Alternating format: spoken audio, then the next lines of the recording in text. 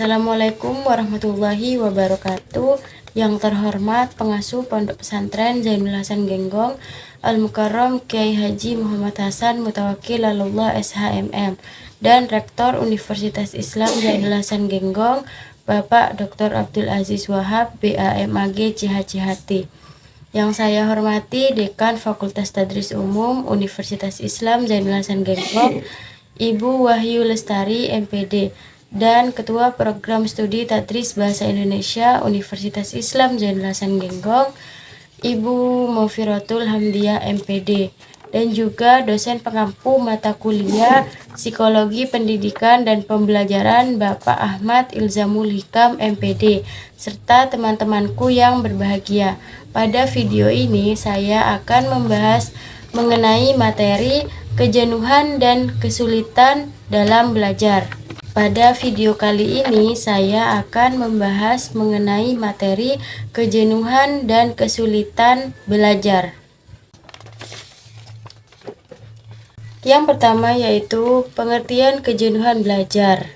Kejenuhan belajar merupakan kondisi mental seseorang saat mengalami rasa bosan atau lelah yang mengakibatkan munculnya rasa bosan, enggan, tidak memiliki semangat atau tidak bergairah dalam mengikuti aktivitas belajar. Kejenuhan sendiri secara harfiah berarti padat atau penuh sehingga tidak mampu lagi memuat apapun yang dimasukkan ke tempat tersebut. Kejenuhan belajar dapat dialami oleh siapa saja dan menurut pengamatan dan informasi dari berbagai sumber, kejenuhan belajar paling banyak ditemui pada tingkat SMP, SMA, hingga mahasiswa. Kejenuhan dalam belajar sering terjadi dikarenakan terlalu lama aktivitas belajar, faktor kelelahan, tidak menguasai materi, ataupun gangguan peralatan belajar yang sulit diatasi. Kemudian ada faktor-faktor yang menyebabkan kejenuhan belajar. Ada faktor jasmani. Hal ini berasal dari diri siswa, yakni rasa letih atau lelah karena aktivitas yang mereka lakukan. Kemudian faktor psikis. Ini berasal dari mental siswa karena adanya unsur kecemasan dari diri siswa. Kemudian cara mengatasi kejenuhan belajar. Ada beberapa cara, yakni 1. Menerapkan metode pembelajaran yang bervariasi. 2. Melakukan pendekatan kepada peserta didik. 3. Melakukan evaluasi pada tiap akhir pembelajaran. 3. Melakukan evaluasi pada tiap akhir pembelajaran. Selanjutnya yaitu ada pengertian kesulitan belajar. Secara harfiah, kesulitan belajar merupakan terjemahan dari bahasa Inggris yaitu learning disability yang artinya ketidakmampuan belajar. Learning disability ini merupakan keadaan yang membuat individu kesulitan dalam mengikuti kegiatan pembelajaran. Peserta didik dengan kesulitan belajar merupakan peserta didik yang belum bisa mencapai standar dalam belajar yang merupakan salah satu prasyarat dalam melanjutkan belajar pada tingkat selanjutnya. Kemudian ada faktor-faktor yang menyebabkan kesulitan belajar. Ada beberapa macam faktor, diantaranya ada faktor internal. Dalam hal ini ada dua faktor yang mempengaruhi, ada faktor fisiologi dan faktor psikologi. Yang kedua ada faktor eksternal. Dalam hal ini ada 3 faktor yang mempengaruhi, ada faktor keluarga, faktor lingkungan sekolah, dan faktor lingkungan tempat tinggal.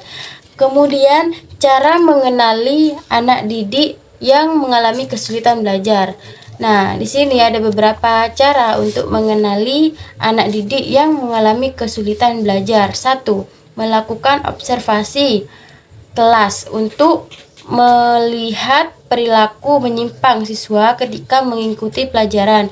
2. Memeriksa penglihatan dan pendengaran siswa, khususnya yang diduga mengalami kesulitan belajar.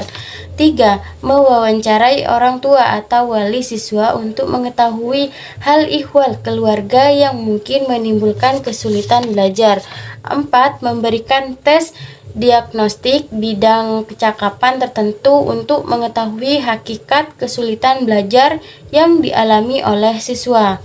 Kelima, memberikan kemampuan inteligensi IQ khususnya kepada siswa yang mengalami kesulitan belajar. Bagaimana cara mengatasi kesulitan belajar? Yakni dengan cara 1. Memberikan fasilitas dalam bidang medis. Contohnya terapi obat, terapi perilaku, psikoterapi sportif, dan pendekatan psikososial lainnya. 2. Memberikan fasilitas dalam bidang pendidikan.